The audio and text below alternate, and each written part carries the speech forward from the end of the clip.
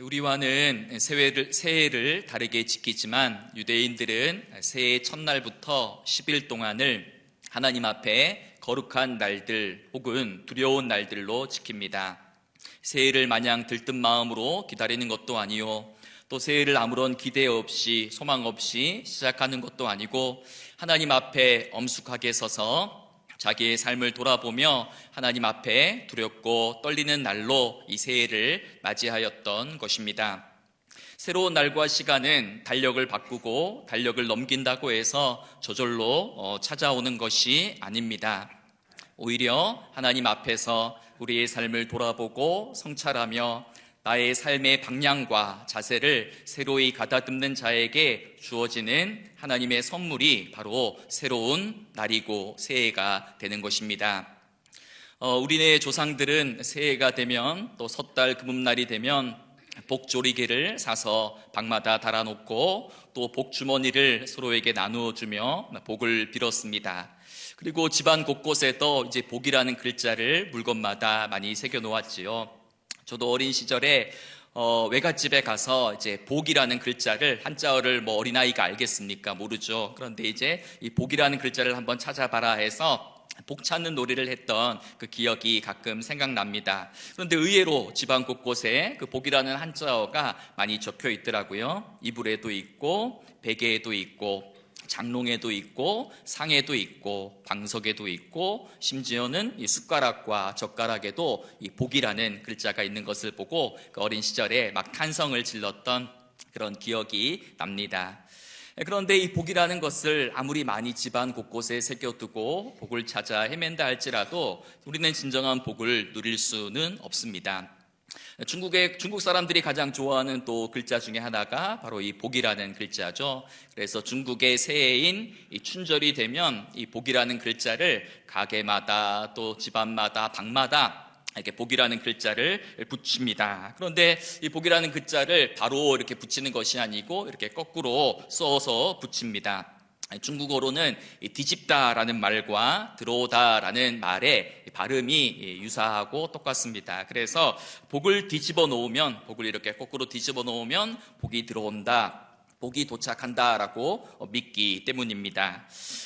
중국에서 사역하는 어느 선교사님이 이 현지인에게 이런 복이라는 글자가 거꾸로 이렇게 달려있는 것을 보고 물어보았습니다. 그랬더니 그 사람이 이런 얘기를 했답니다. 복이 하늘에서 막 쏟아져서 떨어져 라는 의미로 그렇게 거꾸로 달아놓았다라는 이야기를 한 적이 있습니다. 그들은 복이 하늘에서 내려오는 것인지는 알았지만 그 복을 누가 주는지 알지 못한 채 그냥 복 받기만을 빌고 있는 것입니다. 새해가 되면 우리 역시 서로에게 새해 인사를 하며 덕담을 나누며 새해 복 많이 받으세요 라는 인사를 주고받습니다. 그런데 엄밀히 말하면 이 인사에는 이 새해에 누가 복을 주느냐, 이 복을 주는 주체가 불명확하다라는 그러한 약점이 있습니다. 그래서 어떤 분들은 이렇게 인사를 하죠. 새해에는 주님의 복이 가득하시기를 빕니다. 이렇게 인사를 나누는 것이죠. 하나님이 우리에게 복 주시는 분이심을 기억하고 인지하라는 그런 뜻입니다. 그런데 어느 목사님의 글을 읽다 보니 이 교회는 새해 주님의 복이 가득하기를 빕니다 라는 이 인사 뒤에 꼭 한마디를 덧붙인다고 합니다. 그것은 바로 올 한 해도 복되게 살아갑시다, 복된 존재로 살아갑시다 라는 인사말을 덧붙인다라고 하지요. 복이라는 것이 무엇입니까? 가만히 앉아서 받는 복이 진짜 복이 아니라 진짜 복은 사는 복입니다. 내가 하나님 앞에 복된 존재로, 복 있는 사람으로 살아가는 것이 중요하다라는 이야기죠. 오늘 우리가 읽었던 시편 1편의 말씀은 복 있는 사람이 누구인가, 복 있는 존재가 어떤 존재인지를 말씀해 주고 있습니다. 먼저 1절 말씀을 보시면 복 있는 사람은 악인들의 꾀를 따르지 아니하며 죄인들의 길에 서지 아니하며 오만한 자들의 자리에 앉지 아니하고 라고 이야기하죠. 먼저 시인은 복 있는 사람이 피해야 할 세 가지를 언급합니다. 첫째는 악인들의 꾀, 즉 악인들의 생각이나 말을 따라해서는 안 됩니다. 둘째는 죄인들의 길, 즉 죄인들의 가치관이나 생활 방식에 동조해서 살아가서는 안 됩니다. 셋째는 오만한 자들의 자리, 즉 하나님을 무시하고 대적하는 그러한 자리를 단호하게 거부해야 됩니다. 그런데 이 말씀을 가만히 보면 세 가지 동사가 나옵니다. 세 가지 동사는 따르다, 서다, 앉다라는 것이죠. 처음에는 따르다가 서고 그 자리에 앉는다. 이것은 악에 점진적으로 물들어가는 과정을 묘사하는 표현입니다. 처음에는 악인들의 그런 꾀나 생각을 따르는 것에서부터 시작하지만 한두 번 악인들의 꾀나 생각을 따르다 보면 죄인의 길, 즉 그들의 가치관과 생활 방식에 점점 물들어져 가고 이후에는 나 자신이 오만한 자가 되어 악을 주도하는 자리에 앉게 된다라는 그러한 경고입니다. 그러기에 성경은 악은 처음부터 철저히 경고해야 되고 그 모양이라도 버리라고 권면하는 것입니다.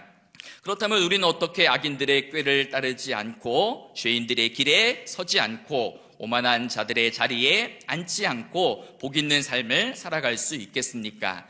그 비결이 바로 2절에 나오죠. 오직 여호와의 율법을 즐거워하며 그의 율법을 주야로 묵상하는 자로다라고 말씀합니다. 누가 복 있는 사람인가? 하나님의 말씀 속에서 즐거움과 행복을 찾고 그 말씀을 밤낮으로 주야로 묵상하는 자가 복 있는 사람이다라고 말씀합니다. 여기서 우리가 주목해 볼 단어는 묵상이라는 단어입니다. 우리말 성경에는 이 묵상이 무엇인가 라고 이렇게 각주 형태로 달려져 있는데요. 히브리어로 원문의 뜻은 작은 소리로 읊조리다 라고 이렇게 해석을 달아 놓았습니다. 즉 묵상이란 무엇인가? 마음속으로만 생각하는 것이 아니고 입술로 작은 소리로 중얼중얼 읊조리면서 하나님의 말씀을 이렇게 읽는 것입니다. 그리고 그 말씀을 계속해서 내 마음속으로 되새김질하는 것이 이제 묵상이죠. 이 묵상을 하는 자가 하나님 앞에 복 있는 존재다라는 것입니다.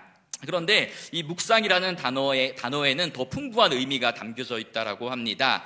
유진 피터슨이라는 목사님이 계시는데요. 이제 메시지라는 유명한 성경을 번역하신 그런 영성 신학자입니다. 이분이 이제 묵상하다라는 이 단어 속에는 훨씬 더 풍부한 의미가 담겨져 있다라는 것을 이야기하면서 자기 생활 속의 에피소드 하나를 이야기합니다.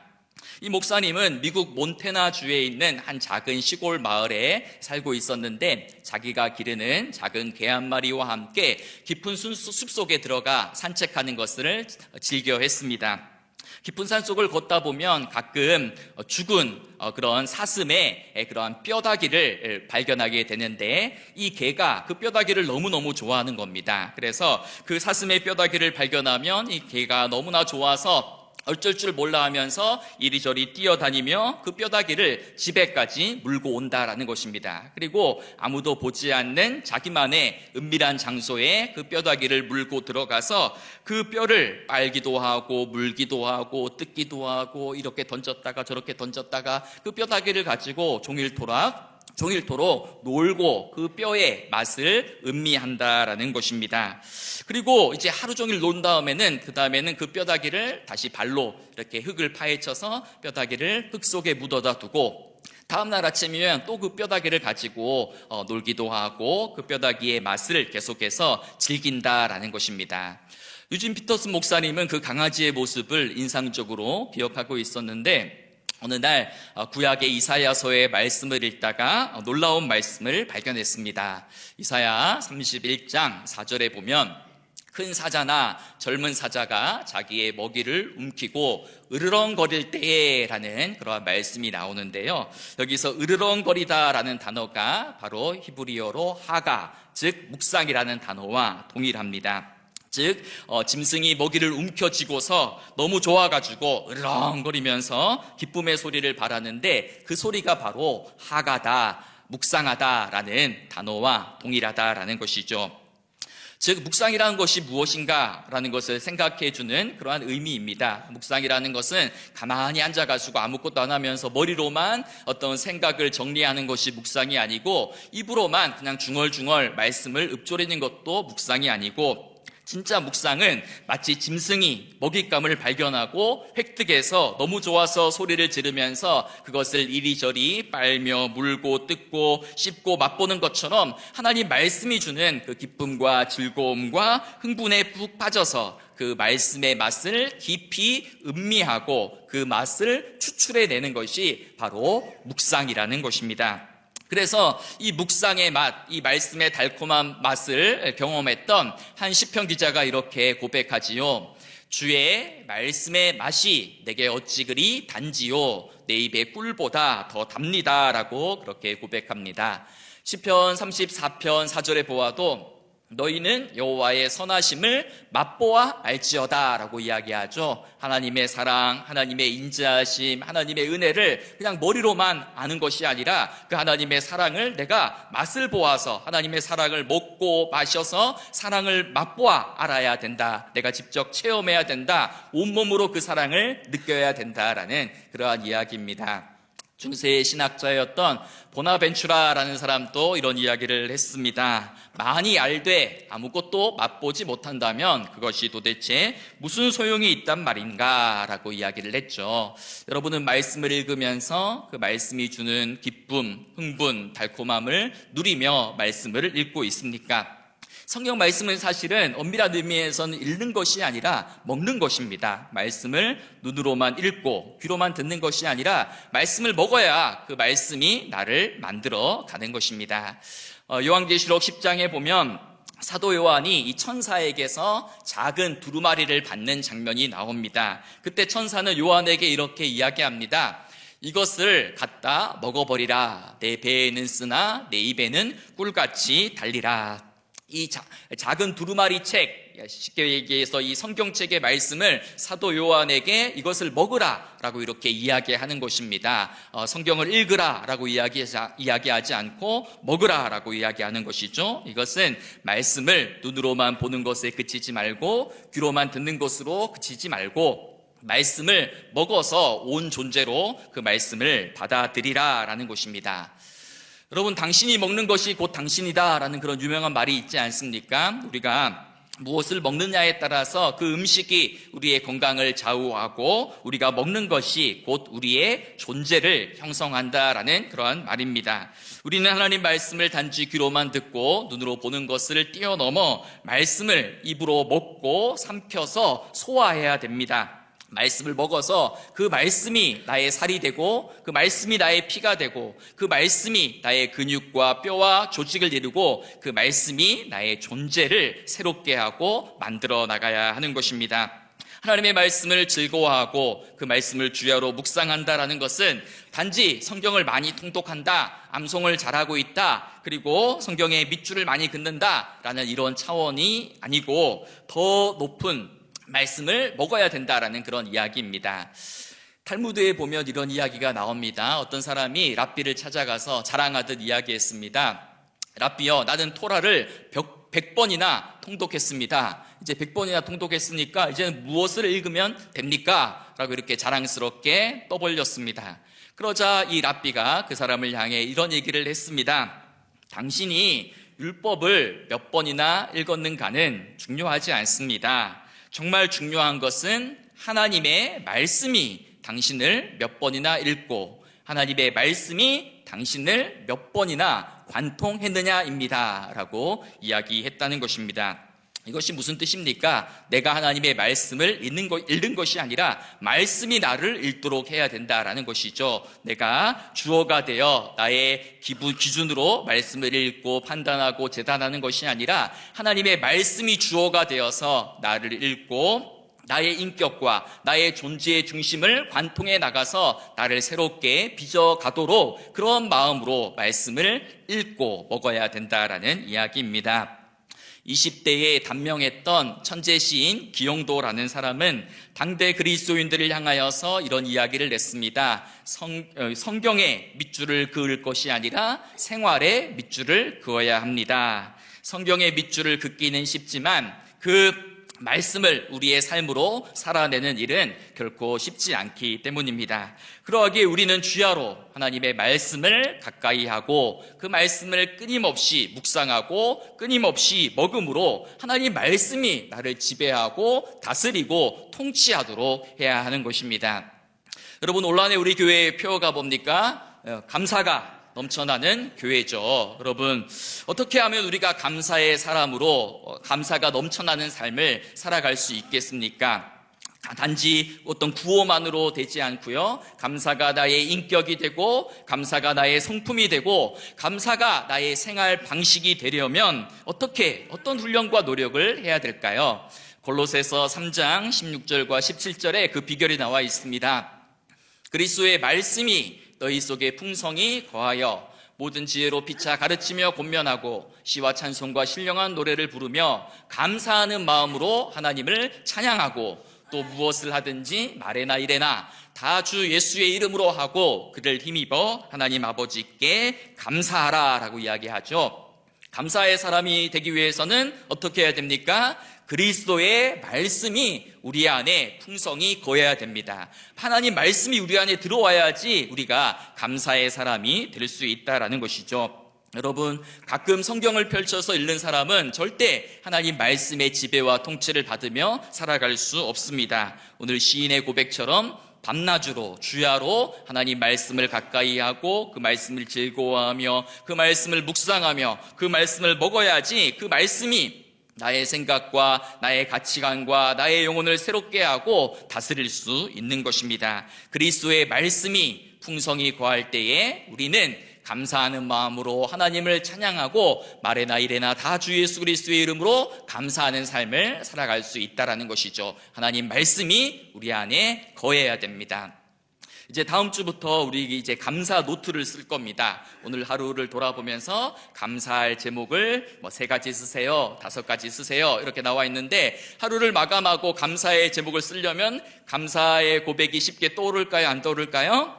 안 떠오르죠. 감사할 것보다는 불평하고 원망하고 속상했던 일, 또 이제 누군가 나를 더 안 좋게 했던 일들만 떠오를 것입니다. 그런데 감사하려면 어떻게 해야 되겠습니까? 그리스도의 말씀이 우리 안에 거해야 됩니다. 그래서 감사의 기도의 제목을 적기 전에 항상 그 위에는 하나님 말씀을 먼저 적어야 되죠. 그 말씀에 비추어서 감사를 하고 그 말씀에 비출 때에 우리 안에 감사가 넘쳐나고 감사가 일어나는 것입니다. 사랑하는 여러분, 여러분의 삶에는 감사가 넘쳐나고 있습니까? 기쁨과 평안이 넘쳐나고 있습니까? 아니면 나의 입술과 삶에 불평과 원망, 낙심과 절망이 더 많이 있습니까? 원망과 불평의 마음이 생길 때마다 여러분 다른 것을 하는 것이 아니라 하나님 말씀을 펼쳐서 읽어야 됩니다. 그리고 그 말씀을 먹어야 됩니다. 그 말씀이 내 안에 들어오면 내 안에 있는 모든 걱정과 근심과 두려움이 떠나가는 것이고 그 말씀이 내 안에 들어오면 예수 그리스도의 평강이 나의 삶과 나의 영혼을 주장하고 붙드는 것입니다. 여러분, 오늘 시편 기자는 하나님 말씀을 즐거워하고 그 말씀을 주야로 묵상하는 사람은 시냇가에 심겨진 나무와 같다라고 이렇게 묘사하죠. 3절 말씀을 보시면 그는 시냇가에 심은 나무가 철을 따라 열매를 맺으며 그 잎사귀가 마르지 아니함 같으니 그가 하는 모든 일이 다 형통하리로다 말씀하고 있습니다.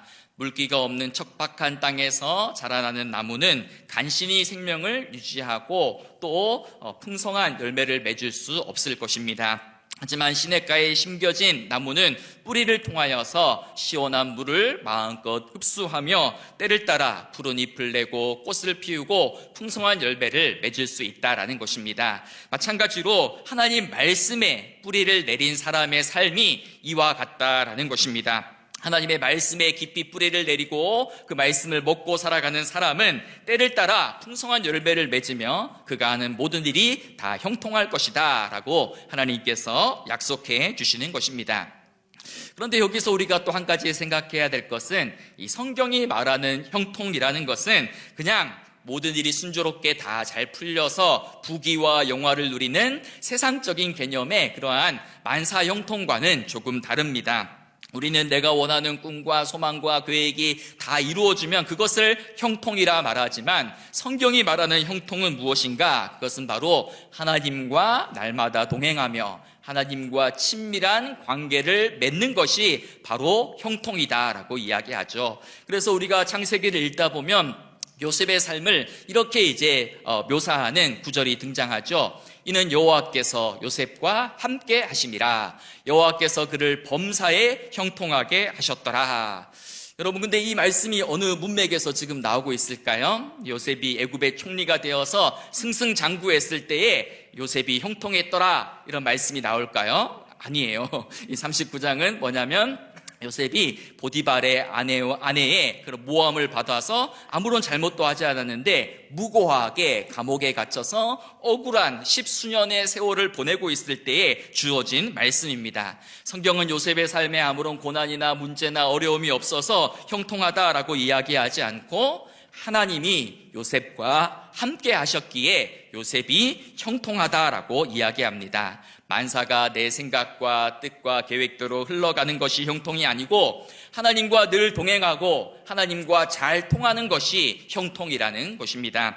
여러분, 누가 복 있는 사람이겠습니까? 복 있는 사람의 삶에는 아무런 문제도 없고 고난도 없고 질병도 없고 항상 행복한 일들만 일어나는 것이 복된 삶이겠습니까? 아닙니다. 오늘 성경은 말하기를 고통과 환난과 어려움이 있다 할지라도 하나님과 동행하며 하나님을 붙들고 신뢰하는 삶, 하나님의 말씀을 늘 가까이 하고 그 말씀을 먹는 삶이 바로 토라 안에서 살아가는 복 있는 삶이다라고 말씀하는 것입니다. 사랑하는 여러분, 새해가 밝았습니다. 올 새해 한 해에는 오직 하나님 말씀만을 길로 삼고 주의 말씀이 내 발의 등이요 내 길의 빛입니다 라는 그런 고백으로 살아갈 수 있기를 소망합니다. 비록 이 세상에는 악이 득세하고 악인들과 또 죄인들이 형통한 것처럼 보인다 할지라도 그들은 바람에 날려가는 겨와 같이 사라질 것이고 악인들의 길은 망할 것이다 라고 시편 1편은 말씀해 주고 있는 것입니다. 그러기는 올 한 해 우리가 어디에서 행복을 찾겠습니까? 여러분, 어디에서 즐거움을 찾겠습니까? 이 세상의 행복은 사막에 있는 신기루와 같아서 행복이 있는가, 기쁨이 있는가 찾아 가까이 가서 보면 아무것도 없습니다. 이 세상에 행복의 신기루를 찾는 삶이 아니라 하나님의 말씀 속에서 행복을 찾고 즐거움을 찾고 날마다 주의 말씀을 가까이 하고 그 말씀을 먹음으로 인하여 우리 삶에 잃어버린 감사와 찬양이 회복되고 때를 따라 풍성한 열매를 맺는 복된 인생, 하나님 앞에 복 있는 사람으로 살아가는 우리 모두가 되기를 소망하며 축복합니다. 기도하겠습니다. 자비로우신 하나님, 올 한 해 하나님 앞에서 복 있는 사람으로 살기를 원합니다. 하나님의 말씀 안에서 기쁨을 찾고 종일토록 그 말씀을 묵상함으로 범사에 감사가 넘쳐나는 복된 삶을 살게 하여 주옵소서. 악이 득세하고 악인들과 죄인들과 오만한 자들이 형통한 이 세상에서 오직 하나님 말씀을 길과 등불로 삼아 살게 하시고 날마다 하나님 말씀에 깊이 뿌리 내리며 풍성한 복음의 열매를 맺는 삶을 살게 하여 주옵소서. 예수님의 이름으로 기도드리옵나이다. 아멘.